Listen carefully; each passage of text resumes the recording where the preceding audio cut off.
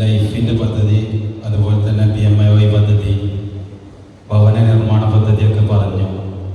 അതിലൊരു പ്രയാസം നേരിടുന്നത് ആണ് ഞാൻ പറയുന്നത്. ഞാൻ ആ മേഖലയിൽ വർക്ക് ചെയ്യുന്നതുകൊണ്ടാണ്.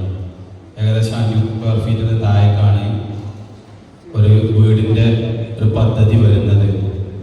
അത് നമ്മുടെ പൊന്മുണ്ടം പഞ്ചായത്തിൻ്റെ കീഴിൽ അടുത്ത വർഷമെങ്കിലും നിങ്ങൾ ഭരണത്തിലേറുകയാണെങ്കിൽ അതൊരു 800 സ്ക്വയർ ഫീറ്റിൻ്റെ താഴേക്കേലും ആക്കണം. ഏകദേശം ഒരു വീട്ടിൽ 2 മക്കളുണ്ടാവും, ഒരു അച്ഛനമ്മയും. പിന്നെ ഈ 400 സ്ക്വയർ ഫീറ്റ് അല്ല 500 സ്ക്വയർ ഫീറ്റ് വീട്ടിൽ താമസിക്കാനുള്ള പ്രയാസം പിന്നീട് കൂട്ടിച്ചേർക്കാമെന്ന് വരുന്ന പഞ്ചായത്ത് ഉദ്യോഗസ്ഥർ പറയുമെങ്കിലും ആ പരിപാടി ആദ്യം തന്നെ കഴിച്ചിടുകയാണെങ്കിൽ നല്ലതാണ്. ഒരു 710 സ്ക്വയർ ഫീറ്റ് ആയിരുന്നു പഴയ കാലഘട്ടത്തിൽ. ആ ഒരു നിലവിലേക്കെങ്കിലും ചുരുങ്ങിയത് കേരള സർക്കാർ കേന്ദ്ര പദ്ധതിയായാലും ഇനി പഞ്ചായത്ത് കൊടുക്കുന്ന ഫണ്ടെങ്കിലും ചേർത്ത് വെച്ചുകൊണ്ട് ഒരു 710 സ്ക്വയർ ഫീറ്റെങ്കിലും വേണമെന്ന് എനിക്കൊരു അഭിപ്രായമുണ്ട്.